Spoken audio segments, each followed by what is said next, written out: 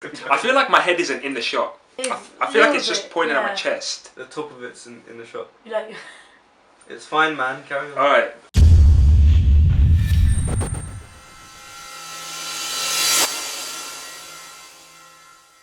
Okay, let's start. Okay, bismillah. Okay, let's start off with a scenario, inshallah. I want you to imagine the first time you started practicing, and if you're not practicing, I want you to imagine this maybe happening to you. A Muslim sister who hasn't been practicing Islam, who doesn't pray, who doesn't, nothing, full stop. She gets inspired by Allah to pray, she gets inspired by Allah to take interest in her religion. Now that's a good thing, yeah? And the moment she does, she feels the need to express that, and the moment she does, she feels pride for her religion and pride for what Allah has blessed her with. Now, she may online, or she may to her friends express that by saying, I'm so proud to be Muslim, or she might be tweeting ayahs or writing ayahs of the Qur'an, or telling her friends, etc.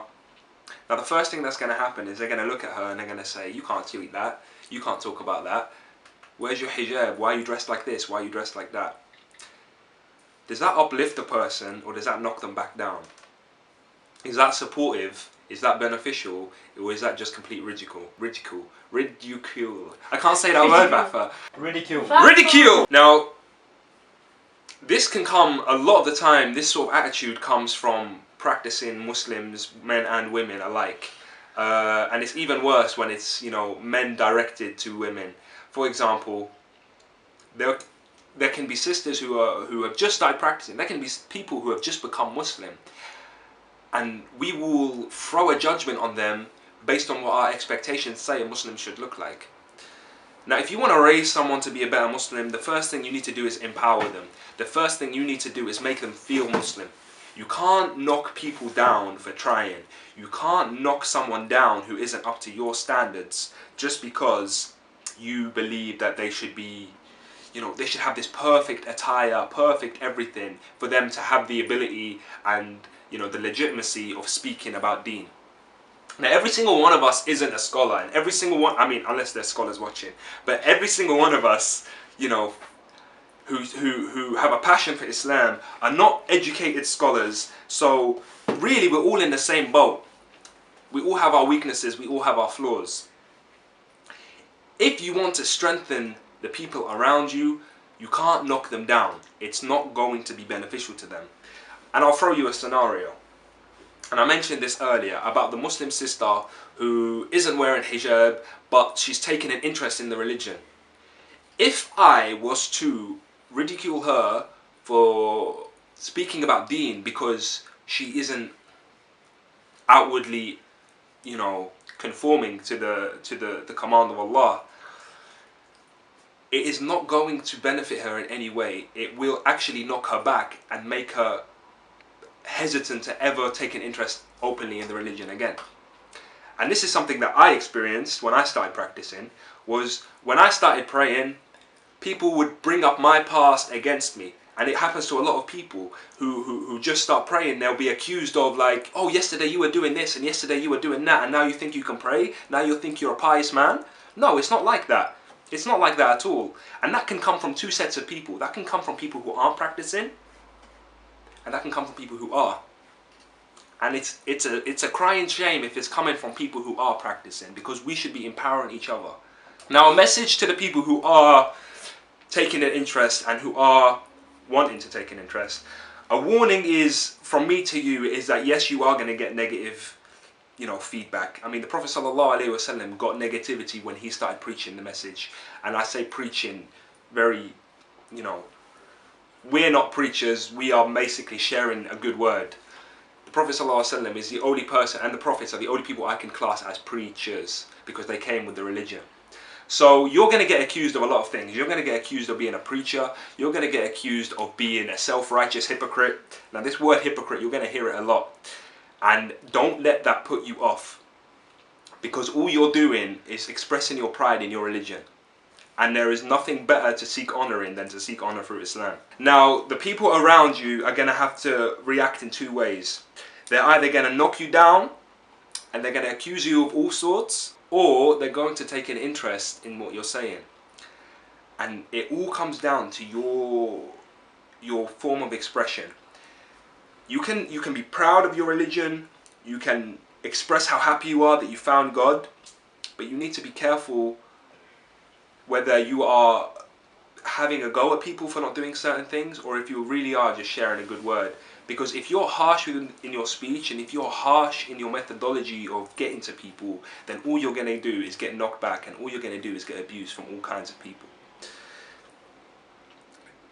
The issue we have and the issue we lack is sympathy with others. We need to place ourselves in their shoes. I mean, if we all think back to when we first started practicing, we're gonna think of all that abuse that we got from family and friends, and you know, different relationships we had with people, and it was never positive.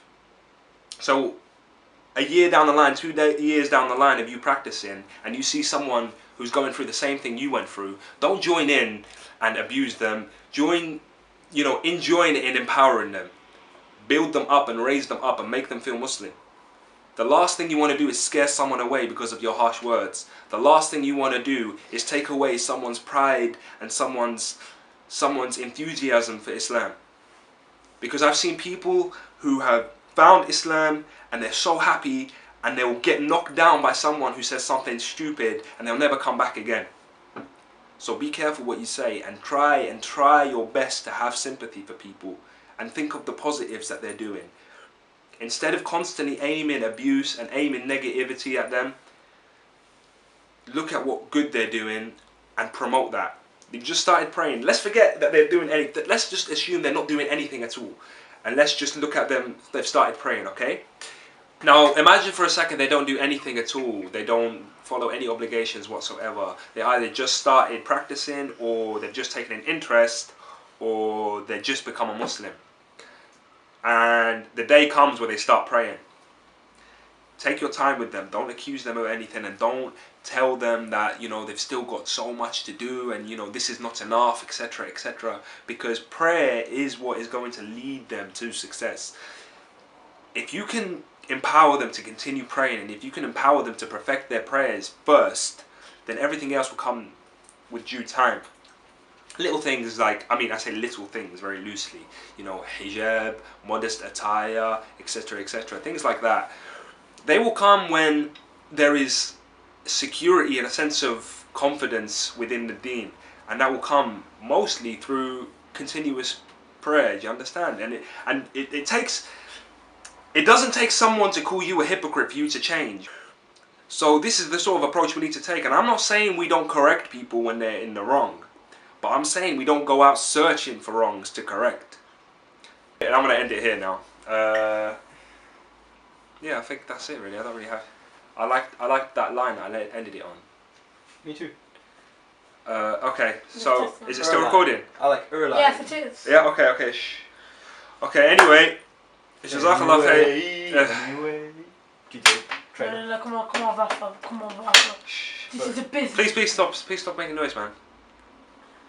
The microphone's aiming at you. I know, but you It still doesn't hear record it. the stuff It that does, it does. Hardly.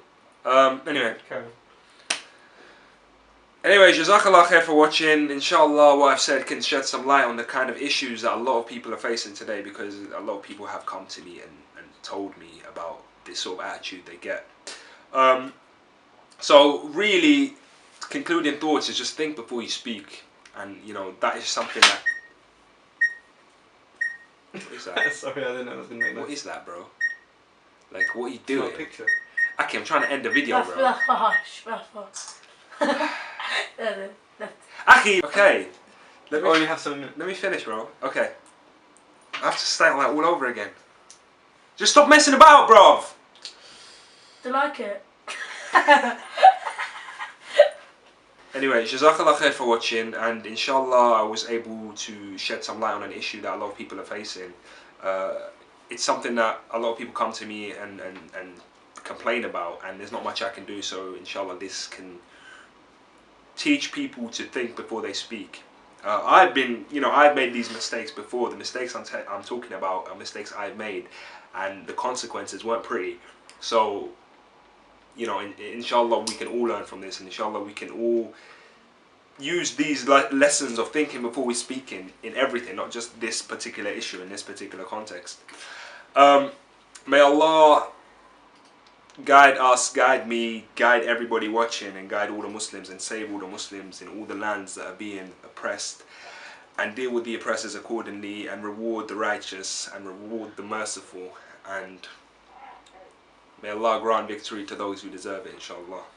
Assalamu alaikum wa rahmatullahi wa barakatuh.